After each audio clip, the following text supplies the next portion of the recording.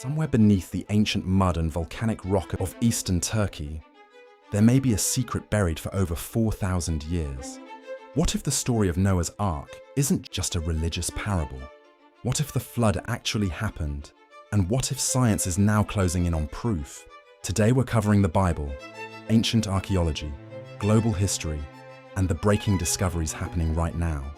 5 pieces of evidence. Let's go.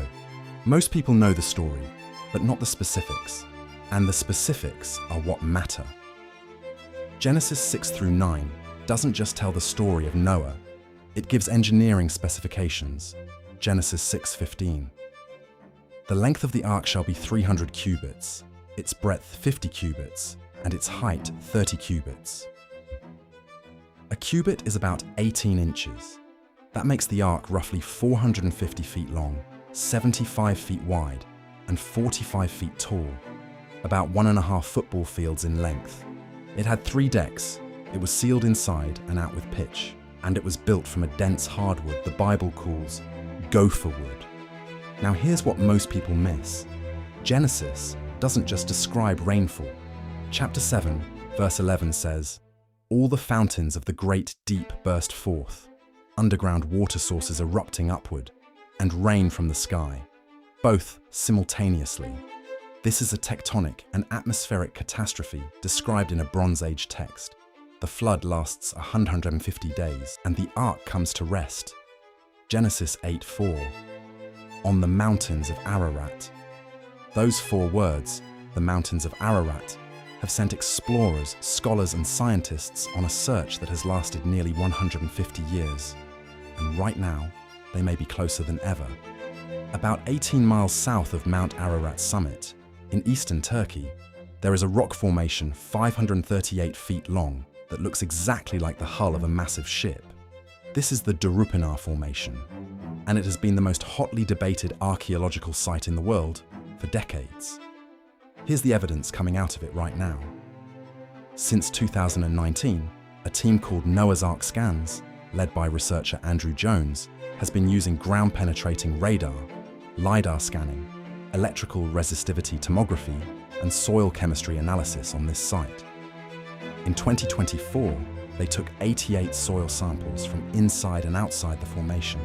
The results? The soil inside the boat-shaped structure had nearly 3 times more organic matter than the soil just outside it, and 38% more potassium. Rotting wood directly contributes to both of those readings. Their statement said the results provide compelling evidence of a unique, potentially man-made structure beneath the surface, distinct from the surrounding mudflow. But the ground-penetrating radar findings are even more striking. The scans revealed a 43-foot tunnel running through the center of the formation. Side corridors, angular structures, and, here's the moment, 3 distinct horizontal layers underground. Go back to Genesis 6:16. God tells Noah to build the ark with lower, second, and third decks. 3 decks. The GPR is showing 3 layers inside the Durupinar Formation. These findings were reported in 2025 by Fox News, GB News, The Mirror, Ancient Origins, and dozens of international outlets. This is not fringe speculation. It is active scientific investigation. And the team is now seeking permission from Turkish authorities to physically excavate the interior tunnels the radar has detected. Here's the question nobody asks often enough. If the flood is just a Hebrew myth, why does virtually every ancient civilization on Earth have one? We're not talking about a few cultures. We're talking about over 200 independent flood narratives, from civilizations with no known contact with the Hebrews, spread across every inhabited continent. Let's look at the most powerful example. The Epic of Gilgamesh is one of the oldest written stories in history, dating to at least 2100 BC. Inside it, a flood story.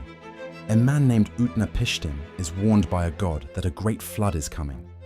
He is told to build a giant boat. He loads it with animals and his family. The flood comes. The boat rests on a mountain. He releases birds to find dry land. In 1872, British museum scholar George Smith was translating this cuneiform clay tablet when he realized what he was reading. He reportedly stood up and had to leave the room. He then announced to the London Society of Biblical Archaeology that he had found a pre-biblical account of the flood, written in ancient Akkadian, 1,500 years before Christ. And it's not just Gilgamesh. Ancient India had Manu and the fish flood.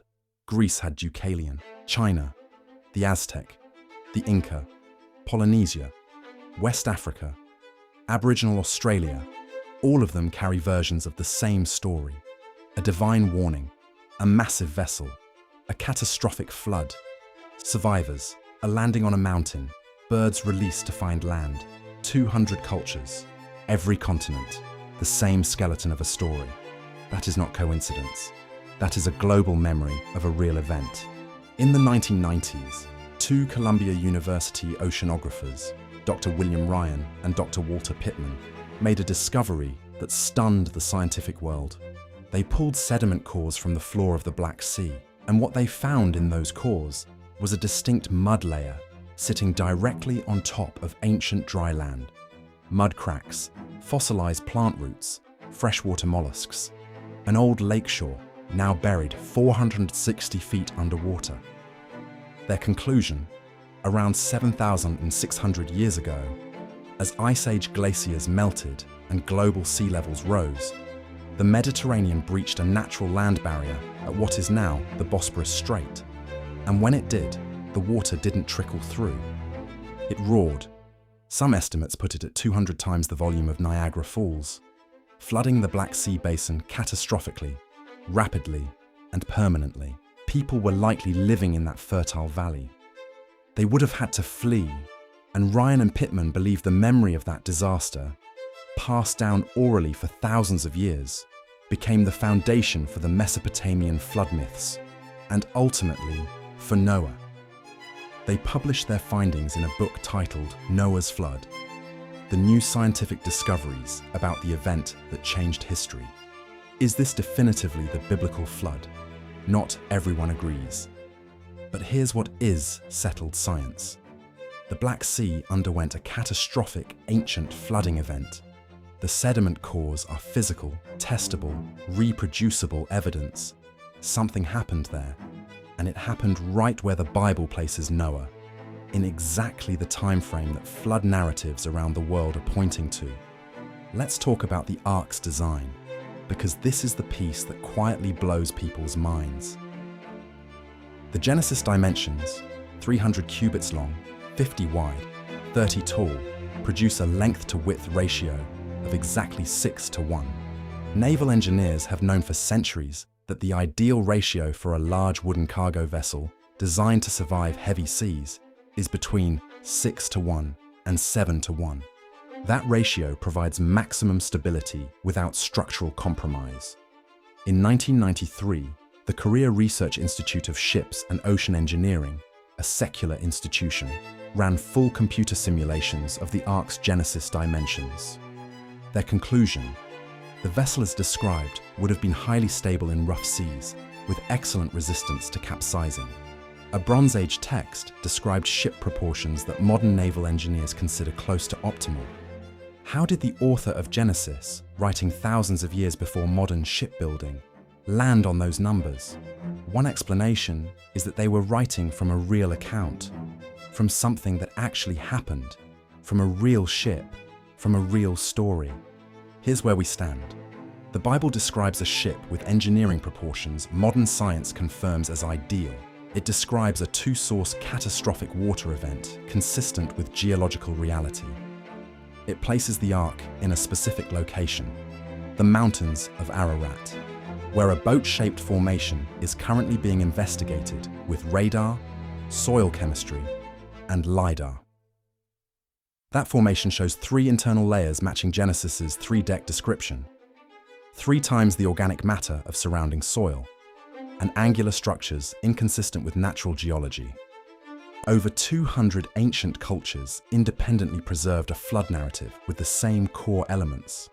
Columbia University geologists found hard evidence of a catastrophic ancient flood in the Black Sea. right where the Bible places this story. The oldest written parallel, the Epic of Gilgamesh, confirms the flood narrative was encoded in Mesopotamian civilization over 4,000 years ago. I'm not going to tell you what to believe. That's not what this channel is about. But the dismissive certainty that Noah's Ark is nothing but ancient fiction. That certainty is no longer intellectually honest. The evidence is too widespread. The convergence across science, archaeology, geology, and global culture is too remarkable to wave away. Something happened. The whole world remembered it. And right now, with ground-penetrating radar-detecting chambers beneath eastern Turkey and researchers preparing to excavate, we may be closer than any generation before us to finally knowing what that something was.